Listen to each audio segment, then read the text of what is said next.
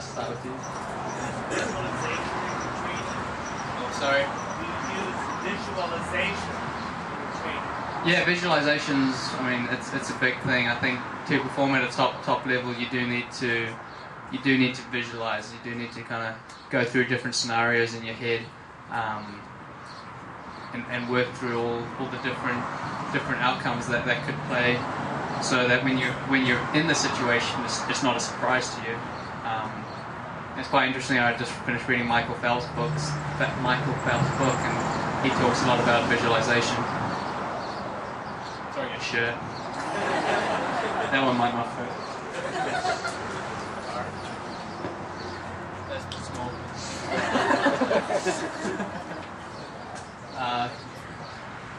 What started you doing triathlon?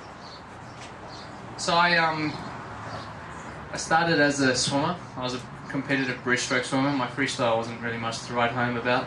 Whenever we used to go as a swim squad down to the lake and do open water swimming, I used to freak out. Couldn't see the bottom. I'm like, no, I can't do this.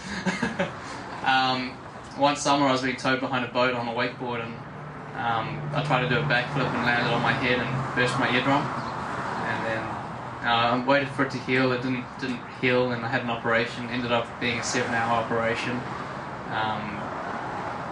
And yeah, I wasn't allowed in the water for a while, and kind of came at a good time because swimming was doing my head in almost 10 times a week, 2 hours a session, plus dry land workouts. So it was a good kind of change, something to push me into doing something else. And I'd always done a little bit of running, so I borrowed a friend's bike and did a duathlon, and just got hooked. Just loved the sport, loved the people, and yeah, haven't looked back.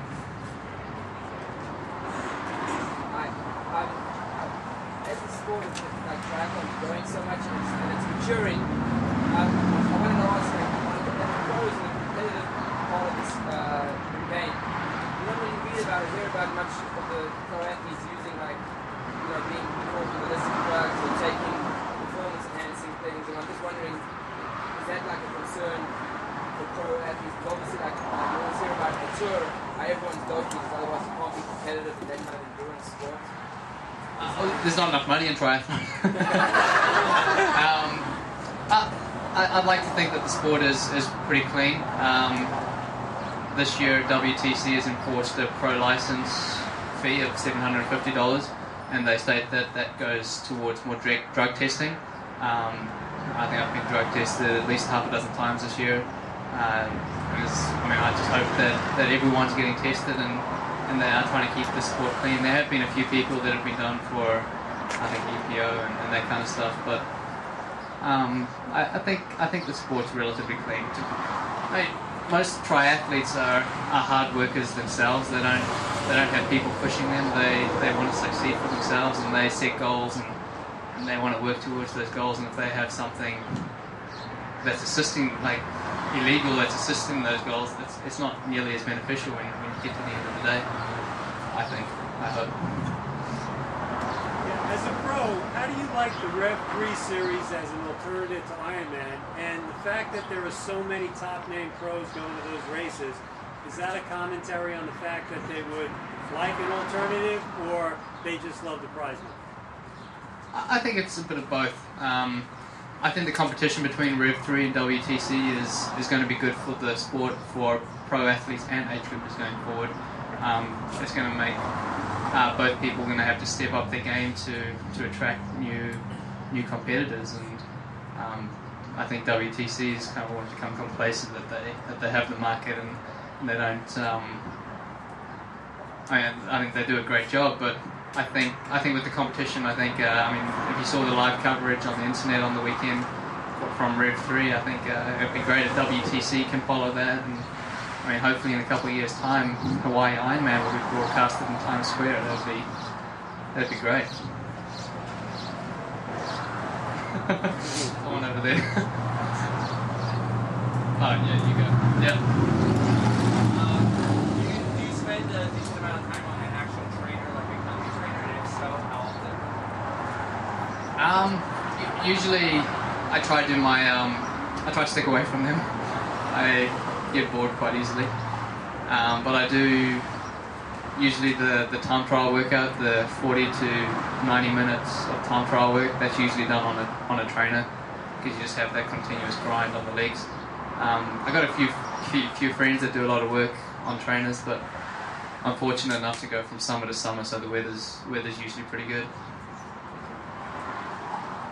there any talk amongst the pros about Lance coming back in 2 years? I think it would be great for the sport if Lance came. I mean, you see the hype he's brought around cycling, and I was in California watching the Tour of California, and the time trial in downtown LA, while it was a big event, I think if Lance was still inside the tour, it would have been massive. It would have been huge. So I think if Lance does come to a triathlon, it's going to do good things for the sport. Who knows if he'll be competitive or not? Hopefully not.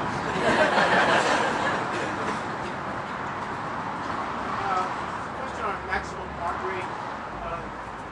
Laboratory versus 220 minus age. Is there a big difference? Yeah, I've never, well, I mean, yes, you can use that as a general rule of thumb, but I've never seen my heart rate go above 180. Maybe if I'm sick and I'm riding up a hill too hard, maybe 180, 84 or something, but yeah, I think everyone's different, everyone's body is different, so I think testing would be a good way to find that. Easy way to test is ride up a hill as hard as you can until you pass out. But make sure you auto lap it so that you can see when you download it where you blacked out at. My question is, do you have a limit? Like, if you're feeling well, you drop back a race, or just control? The thing with triathlon is you can feel shit in the swim, shit on the bike, and then turn up on the run and you can feel great. So I always try and stick it out as long as I can. I pulled out of one race. It was actually Timberman. I'm very ashamed of this, but I pulled out right at the start of the finish line. I got a drafting penalty on the bike, which I didn't think I deserved. And like I said, I'm very ashamed of this, so I didn't stop at the penalty tent, and I did the run, and the draft marshal stopped me just before the finish line and said, you have to do your penalty. And he said, I should have disqualified you, but I'll let you do your penalty here. And Chrissy Wellington was coming up the road. I didn't want to get checked.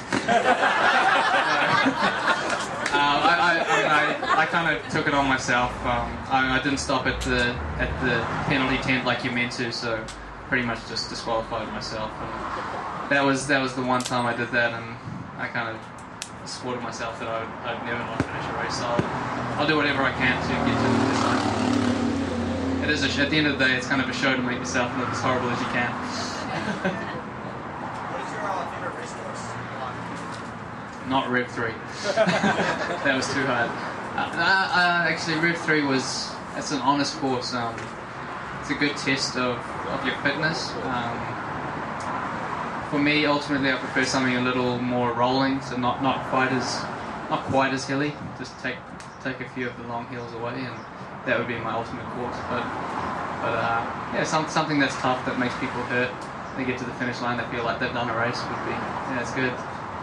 Clearwater's a bit hard because it's so flat. There's not much wind, and you have the big groups on the bike. I'd love to see Clearwater turn into a format where it's like a cycle time trial where they stagger everyone a couple minutes apart, and you're not allowed to ride in the group. So I think that would be a cool way to have a world championship event. Do you take any nutritional supplements that you feel help with your performance or your recovery? One of the big products I've started taking about a year and a half ago is ARX.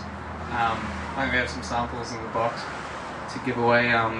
It basically helps buffer your lactic acid and turn it into glycogen for your muscles. And so I've been taking that, and I raced 3 half Ironman and then Olympic distance all in 4 weeks. And I seem to bounce back week after week and almost get stronger through them. So that's the big recovery product. Yeah. Other than that, just basically, I don't have a. Sorry. You take that after, or? Yeah, we'll usually say after an event or like every morning when I wake up. It helps you recover from training, recover from racing, and get back into things.